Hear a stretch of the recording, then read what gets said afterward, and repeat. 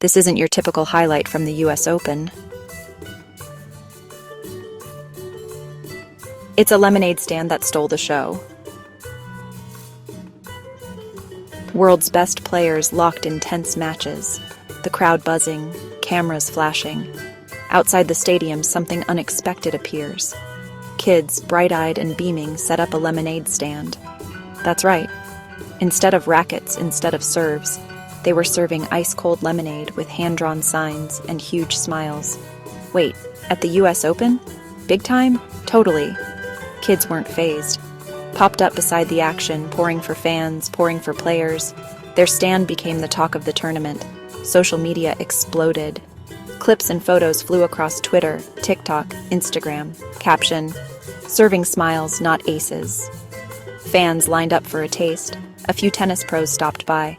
It became the unofficial after-party, and everyone wanted in on the fun. News outlets picked it up. By morning it was global. The lemonade stand became the feel-good highlight, the magic off the court. Why did it melt so many hearts?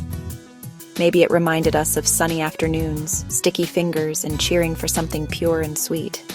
Or maybe a cup of lemonade and a smile beat the competition. That's the story of how a lemonade stand became the most viral moment at the US Open.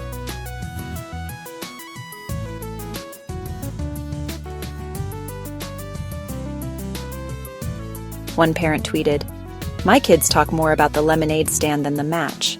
Another fan said, "Best memory of the Open? That lemonade, hands down." Something simple brought people together.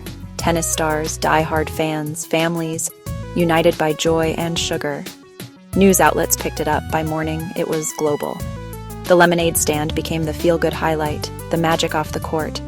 Sometimes the sweetest moments come off the court.